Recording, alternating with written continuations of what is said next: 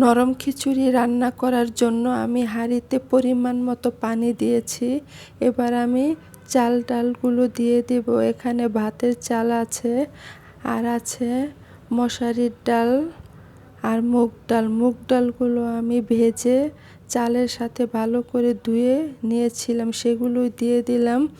আর সাথে দিলাম কিউব করে দুটো আলু কুচি আর মিষ্টি কুমড়া কুচি আমার পরিমাণ মতো নিয়েছি। সাথে দিয়েছি পেঁয়াজ কুচি, দারচিনি, এলাচ, লং, তেজপাতা, আদা রসুন বাটা, হলুদের গুঁড়া 2 চামচ, 1 চামচ মরিচের গুঁড়া, 1 চামচ ধনিয়া গুঁড়া, হাফ চামচ ভাজা জিরার গুঁড়া, আর দিয়েছিলাম স্বাদ মতো লবণ। এখন আমি সমস্ত কিছু একসাথে মিশিয়ে নেড়ে চেড়ে নেব। আসসালামু আলাইকুম, কেমন আছেন সবাই? আশা করি সবাই ভালোই আছেন।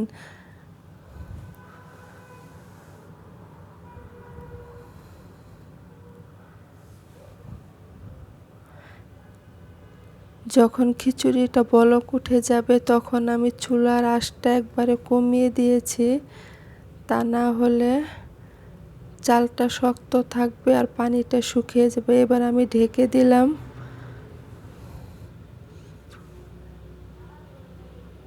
10-15 মিনিট পর আমি আবার ফিরে এলাম। চালটা আমার সেদ্ধ হয়ে গেছে 80% মতো। এখন আমি একটা টমেটো কুচি দিয়ে দিলাম, সাথে আমি 5-6টা কাঁচামরিচও দিলাম। দিয়ে আমি আবার ভালো করে নেড়ে চেড়ে দেব। আর খিচুড়িটা সবসময় নাড়ার উপরে রাখতে হয়, তা না হলে নিচ থেকে লেগে গেলে খিচুড়ির স্বাদটা নষ্ট হয়ে যায়।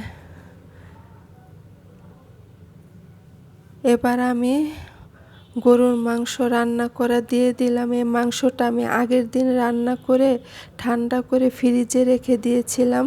ওই মাংসটাই আমি ছোট ছোট করে কেটে খিচুড়ির মধ্যে দিয়ে দিলাম। এতে কি হয়, খিচুড়ির স্বাদটা আরও বেড়ে যায়। আপনারা দিতেও পারেন, নাও দিতে পারেন। এখন আমি খিচুড়িটা বাগার দেওয়ার জন্য চলে আসলাম। একটা ফ্রাই প্যান গরম করে পরিমাণ মতো তেল দিয়ে 3টা শুকনো মরিচ আমি ভেজে পেঁয়াজ রসুন ব্রাউন কালার করে ভেজে আমি খিচুড়ির মধ্যে ঢেলে দিলাম। এখন আমি ভালো করে নেড়ে চেড়ে দিব, যাতে নিচ থেকে লেগে না যায়। এই যে খিচুড়িটা আমার এবার পুরো রেডি।